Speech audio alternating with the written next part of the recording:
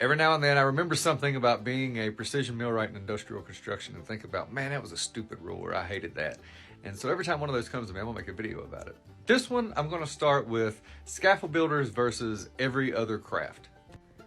OSHA implements a rule that if you're over 6 foot off the ground, you have to be wearing a full body harness and tied off to something. Some places they make it 4 feet, unless you're a scaffold builder. They'll pull a 17-year-old kid fresh out of Mexico, slap him, be like, go up there on the side of that building, just start bolting scaffold poles to the side of it. What are you gonna be tied off to? Hopes and dreams, I guess, or maybe like run a line across the other side of the building. But that's how that scaffold gets up there. They go up there and they start this. Everybody else is following these stupid, strict rules though. Like the scaffold builders will wear these, they call them pelican hooks. It's a big rebar hook further, to hook on the poles and stuff. So I would get me some of them so that I could tie off the handrails and stuff. No, sir, nah. No, if you're not a scaffold builder, you have the little clips and you tie off to a rosebud. You go from rosebud to rosebud, tying and untying.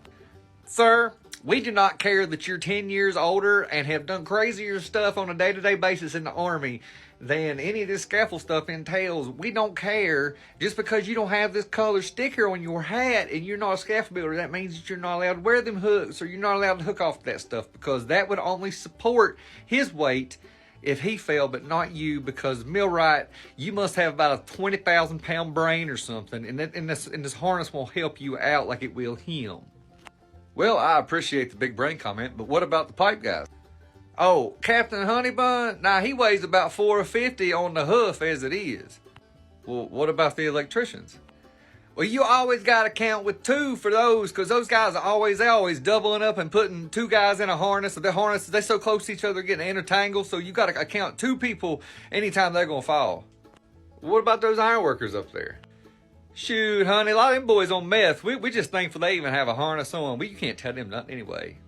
But for real, scaffold builders could do whatever they wanted to. They're just renegades out there yelling at each other from across, hanging off the side of stuff like Sylvester Stallone, cliffhanger style. But me, no, sir, you're not intelligent enough. You wear those big hooks, you can't stand up on a mid-rail, you tie off rosebud to rosebud. You hear?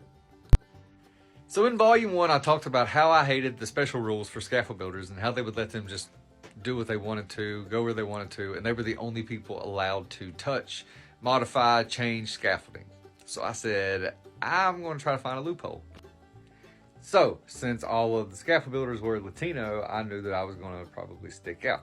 I get on eBay, I find me a sweet Wright scaffold wrench. Right, start wearing dark glasses. The gym I was going to had a tanning bed. I started getting me a nice tan. Wearing this on my harness. People see this, like this is a scaffold hammer wrench. That's the only purpose this thing serves on the planet. Wear that around your harness, yeah. Start taking scaffold poles out here and there, the only people that can really say anything were those safety guys.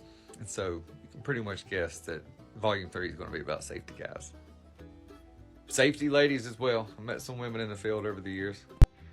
So in things I hated about power plants, industrial construction, volume 3, we're going to talk about the safety dudes that nobody can stand.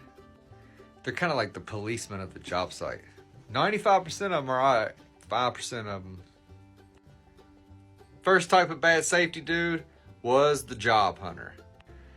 Watch the safety guy stand there and let a dude get in a JLG. He started booming up. As soon as he got above the height where he was supposed to be tied off, he fired him. Just because I know that guy was nervous because the safety guy was standing there. He should have been like, hey man, remember to tie off. Instead, nope, fired him. The second type are the ones that are too dense to understand what it is that you're trying to accomplish in your craft. They're the ones that, sometimes you got to get like a deviance or something, and they're the ones you don't want doing that because they cannot wrap their head around what you were trying to do or the task you were trying to accomplish that has to have the rules modified or a different way other than the OSHA standard has to be, navigated. The third and the worst type are the haters.